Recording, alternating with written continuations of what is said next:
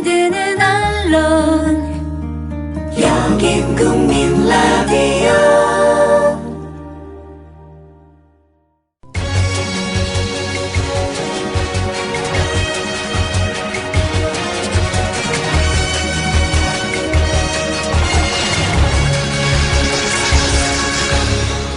이강인의 예리한 시각. 이제는 뉴스의 행과 간을 짚어냅니다. 네, 6시 23분 39초입니다. 워렌 버핏께서 아까 양 기자는 투표하는 사람에게 뭐 인센티브를 주는 외국의 사례를 소개 잠깐 했는데, 워렌 버핏께서는 기권자한테 벌금 부과 같은 특단의 대책 해야지 않겠느냐, 이런 쪽에 포지티브와 네거티브 쪽에 주셨어요. 뭐 벌금을 매기든 뭐 좀 인센티브를 주든, 아무튼 이런 그 눈앞에 당근 사탕으로 뭘 하는 것이 궁극적 해결책은 아니지만 어쨌거나 좀 높일 필요는 있겠다라는 거고요. 박근혜 대통령의 국정 운영 기조가 바뀌지 않을 것이다 하는 척만 하다 끝나지 않을까요? 라고 아하님께서 말씀하셨고, 바뀌지 않는다는 양 기자 말씀에 동의한다, 미니님께서. 그 다음에 나도 국민님께서는 만약 교육감도 정당 공천제였다면 이런 결과가 나왔을까요? 사실 이 부분은 굉장히 논쟁적인 사안입니다. 정당 기호가 없는데도 사람들이 골라서 선택한 건지, 단지 세민년 색깔이 옅어서 그런지 어떻게 생각하십니까? 기회가 되면 요것도 한번 묶어서 말씀드리기로 하죠. 예, 행간하겠습니다. 오늘 뭐 이 얘기가 어떻게 공교롭게 자주 나오네요. 아까 양 기자도 그걸 써놨던데. 광역단체장 여당 8곳, 야당 9곳 승리, 절묘한 황금 분할이라는 제목의 연합뉴스 기사 한 대목 들으시고 제 말씀 올리겠습니다. 현재 새누리당이 9곳, 새정치연합이 8곳을 차지하고 있는 것과 비교하면 여야 광역단체장 숫자가 정확히 기존의 9대8에서 8대9로 역전된 것이다. 수치상으로는 새누리당이 한 석을 잃었지만 세월호 참사의 악재 속에서도 경기와 인천 등 수도권 2곳을 이기고 최대 격전지였던 텃밭 부산을 사수함에 따라 선방했다는 평가가 나온다. 새정치연합은 비록 인천을 내줬지만 대전, 세종, 충북, 충남 등 충청권 4곳을 다 휩쓸면서 정치적 중원을 확실하게 차지하고 전체적으로도 한 석을 더 확보해 선전했다는 평가를 받고 있다. 결과적으로 여야 어느 일방의 승리를 주장할 수 없는 절묘한 성적표가 나온 셈이다. 네, 기사의 일부입니다. 그리고 이거에 뒤이어서 종합 속보를 기사를 또 띄웠기 때문에 지금 현재 연합통신에 올라있는 최종 기사는 요 다음 것일 가능성이 높습니다. 여기에 언급된 숫자나 기본 팩트들은 다 맞습니다. 동의하고요. 저는 다만 그 해석에 대해서 일부분 동의하지 않는 건데, 일부분을 동의하지 않지만 동의하지 않는 강도는 상당히 셉니다. 우선 황금 분할이란 말은 무슨 그 미술 시간에, 미학 시간에 이렇게 하는 거 아닙니까? 뭐 3대 5대 8, 그다음에 뭐 16대 8 뭐 이런 거. 시각적으로 가장 균형 잡히고 아름답고 이런 거. 좋은 뜻으로 많이 쓰이죠. 정치적으로 그냥 뭐 특별히 좋지도 특별히 나쁜 악재나 뭐 호재 또는 긴급한 사안, 국가적 위기, 재난 이런 것이 없는 이른바 통상적인 기간에 치러지는 선거의 결과가 이렇게 나왔다면 이쪽에도 의미 있는 표를 주고 저쪽에도 의미 있는 꾸지람을 주는 이런 결과, 그거는 아주 절묘한 균형과 견제라는 표현에는 동의할 수 있습니다. 사실 이것은 동시에 이루어지는 수백만, 수천만 명의 기표 행위라는 집단적 행위에 의해서 이루어지는 것이기 때문에 어떻게 되리라는 것을 누구도 예측할 수 없잖아요. 남이 뭘 찍고 그게 이렇게 실시간으로 반영돼서 공개되는 걸 봐가면서 표를 주는 게 아니지 않습니까? 비밀 투표니까. 그런데도 이런 결과가 나왔다면 거기에서 무언가를 읽어내려는 노력은 당연합니다. 민주주의에서 가장 꽃이자 중요한 정치적 행위인 선거, 한 표 한 표에 담긴 표들의 의미를 모아서 어떻게 반영하고 어떤 변화를 추구하는 것. 우리가 그러려고 투표하는 건 맞는데요. 황금 분할이란 말은 저는 절대 맞지 않다고 보고, 이번은 여러 번 말씀 올리는 바지만 세월호 참사의 직접적 영향권 아래에서 치러졌던 선거입니다.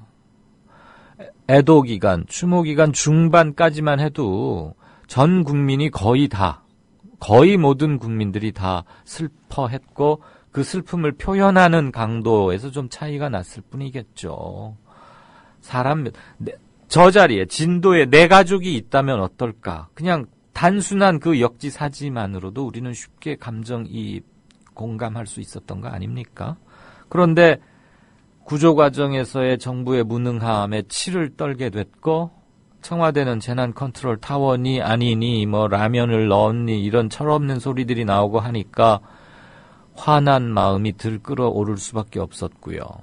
해경의 초동대처는 말할 것도 없지만 나머지 정부의 중앙정부 차원의 대책들도 우리를 분노하기에 충분하게 만들었고, 그래서 정부 여당, 지금 국정 담임 세력, 박근혜 여서가 아니라 재작년에 문재인 후보가 집권을 했다고 칩시다. 그리고 문재인 정부가 지금 일을 하고 있는데 이런 일이 있다고 칩시다. 세월호가 침몰했어요.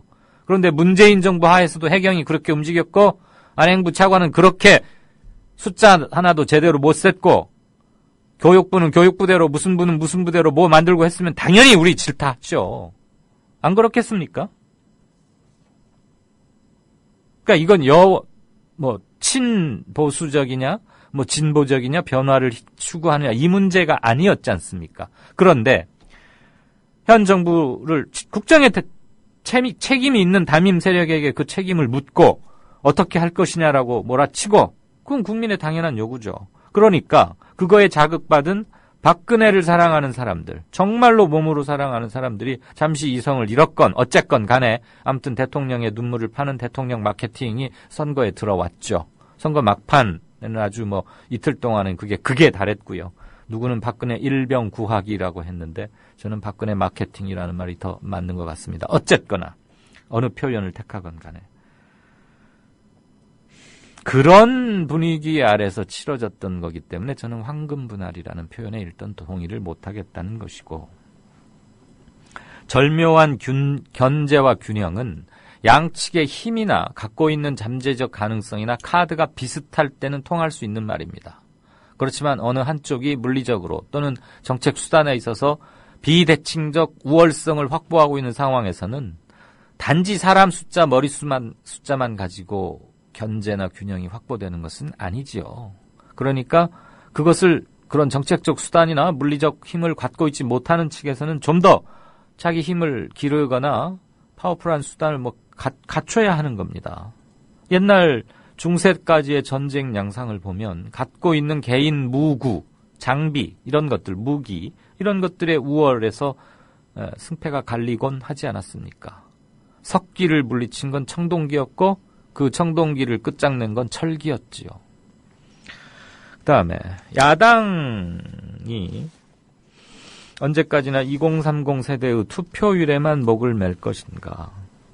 되게 젊은 층이 진보적이고 이들은 반체제적이고 반권위적이고 반문화, 그러니까 그 기존 문화에 대한 저항이 강하고 히피 문화 이런 거 대표적인 거겠죠. 그다음에 비도덕적이고 그게 이제 진보의 여러 특징들 아니에요. 그런데 우리나라는 묘하게도 부패의 상징은 보수고 실은 원래 보수는 지켜야 할, 과거로부터 앞으로도 계속 지켜나가야 할 가치의 고갱이들, 진수들만을 뽑아서 정말 그건 아름답고 숭고하기까지 하죠. 그것을 굉장히 귀히 여기고 몸가짐을 바로 하고 청교도에 버금가는 프로테스탄트적인 그런 게 보수의 실제 모습이고 상징이기도 합니다. 근데 우리는 돈을 그냥 극악무도하게 탈법, 편법 가리지 않고 긁어 모으고 그 돈을 바탕으로 로비를 해서 권력도 좀 가까이 하거나 권력을 일부 탐하고 쥐기도 하고 때론 성취하기도 하고 그런 결합으로 야합으로 더 힘을 늘려서 더 많은 더러운 부를 구조적으로 철옹성 쌓아 올리고 그렇게 천민주의와 결탁한 관권, 금권, 그 타락, 그거의 확대 재생산. 이건 엄밀히 말하면 보수는 아닌데 한국에서는 아무튼 보수가 그렇게 돼 있어요. 그래서 진보는 굉장히 진보에게는 도덕적으로 높은 게 요구되고 그러니까 주민등록 함부로 바꿔서도 안 되고 10몇 억짜리 아파트에 살면 뭐 했길래 이렇게 돈이 많아? 응? 장관으로 되겠어? 보수 정권에서는 한 뭐 80억 정도는 기본인 거고 어디 뭐 주민등록 몇 번 바꾼 건 당연한 거고. 그러니까 이제 과연 한국에 진짜 보수가 있는가? 저는 그게 10%도 채 안 된다고 보는데. 어쨌거나 지금 현실은 그렇지 않게 짜여 있지 않습니까? 그렇다고 보면 야당은 일단 인구 구조 면에서 대단히 불리하고 정책적 툴을 가지고 있지 못하고 그리고 우리가 몇 가지 왜곡된 과거의 경험, 일제 또는 6.25 뭐 친일파의 숙정 과정의 소홀함 이런 것들로 인해서 아무튼 민족 정기가 제대로 쓰지 않은 채 여기까지 왔고 기존의 지배계급의 확대 온존 및 재생산은 끊임없이 왔던 것이고 그건 어떻게든 부단한 싸움을 통해서 바꿔야 하는 건데 2030만 바라보지는 말자. 그 다음에 우리도 곧 5060이 되고 다 그렇게 됩니다. 그러면 이 사람들이 갖고 있는 막연한 불안들 일테면 뭐 노후 불안 있겠죠. 곧 퇴임을 앞둔 사람들에게는. 그 다음에 가계부채 문제 거의 대부분 해당될 거예요. 하우스 푸어 심각하죠. 그 다음에 공교육 붕괴는 나와 내 아이의 관계뿐만 아니고 내 아이의 미래에 관한 것이기도 합니다. 반값 등록금? 그게 꼭 내 아이만의 문제일까요? 아이의 학비를 부담해야 하는 50대, 40, 50대, 뭐 50대 초중반 사람들에게도 당연히 해당이 되죠. 그거 정책적 그 툴이 뭐 여당이나 야당이나 동원할 수 있는 게 비슷하다고 치더라도 좀 더 만들어서 직접 다가가야죠. 우리도 당신들과 같이 고민을 함께 한다. 우리는 선거 때만 되면 우리는 2030만 쳐다본다. 당신들은 투표장에 안 나와도 좋고 어차피 우리가 공들여도 여당 찍을 거니까 우리 아예 내놓겠다. 그 선 그어서 안 된다는 겁니다. 평균 수명 늘어나고 계속 그쪽 인구 격증하고요. 이미 이제 42%를 넘지 않았습니까? 50세 이상의 인구가 전체 유권자에서. 그러니까 우리가 그동안 2030의 변화와 개혁과 이런 것들을 희구하는 2030층에 너무 그 공을 들인 건 맞아요. 이를테면 정서적으로 일단 통하는 게 있고 정치적 우군이라는 게 서로 심정적으로 확인이 된 거니까 이들을 투표장으로 데리고만 가면 우리가 이길 거라고 생각했는데 말을 뭐 물가까지는 끌어가도 물은 못 먹인다는 무슨 뭐 서양 속담인지 뭔지 모르겠지만 2030 세대가 말도 아닐 뿐더러요. 우리가 끌고 간다고 되는 것도 아니고 아까 양 기자하고도 투표율 문제 워렌 버핏님 얘기 가지고 했었는데 이럴 때만 앵그리맘 세월호 터졌으니까 그거 온당치 않듯이 5060 문제는 앞으로 선거의 상수, 변수가 아니라 상수로 두고 앞으로는 모든 선거에서 세대 간 표 대결이 더 치열해질 것이고 근데 숫자는 계속 5060이 많아지고 투표율까지 감안하면 가중치가 훨씬 더 세고 그래서 이번에 투표 확실층만 골라보니까 50대 이상은 620만이었고 20, 30대는 310만이었어요. 정확히 2배가 차이 났어요. 중앙선관위의 사전 여론조사에 따르면. 그러면 2030표를 우리가 다 야당 측에서 다 가져온다고 해도 5060 세대의 40%밖에 못 가져오면 힘든 게임인 거죠.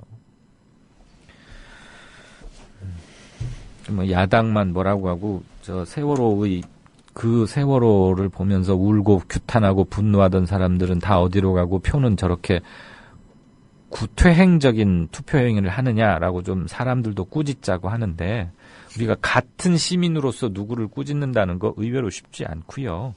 물론 그들을 개인적으로 만나서 토론하거나 할 수는 있습니다. 근데 명색이 언론을 통해서 누가 어느 한 집단이 어느 한 집단에 대해서 꾸짖으면 그건 자칫 내전으로 가는 전초전이 아닐까 싶고 그러니까 정치를 직업으로 하는 계층 우리를 직업적으로 대변하겠다고 하는 사람들에게 요구하는 저는 그런 차원에서 일단 논의를 시작하는 게 맞다고 보아서 오늘 연합뉴스 기사를 골랐고요. 제 진의가 물론 여러분 너무나 다 잘 아시는 얘기들인데 제가 늘 이 코너 행가는 제가 유일하게 저의 느낌을 표현할 수 있는 시간이지 않습니까? 그렇지만 항상 굉장히 조심하려고 무지무지하게 따내는 애를 씁니다. 여러분 자칫 왜냐하면 정치 문제는 정말 답이 없는 것이고 자칫 이게 감정적으로 비화되기 쉽거나 이런 그 특성상 말이죠. 더군다나 오늘같이 좀 속이 상해 있는 날들은 더더욱. 그래서 세심하게 헤아려서 말씀을 드린다고는 했는데 큰 오차 없이 여러분 귀에 닿았으면 좋겠다는 말씀을 마지막으로 오늘은 행간을 하나 하고 새정치민주연합의 박지원 대표 인터뷰 연결하겠습니다. 여기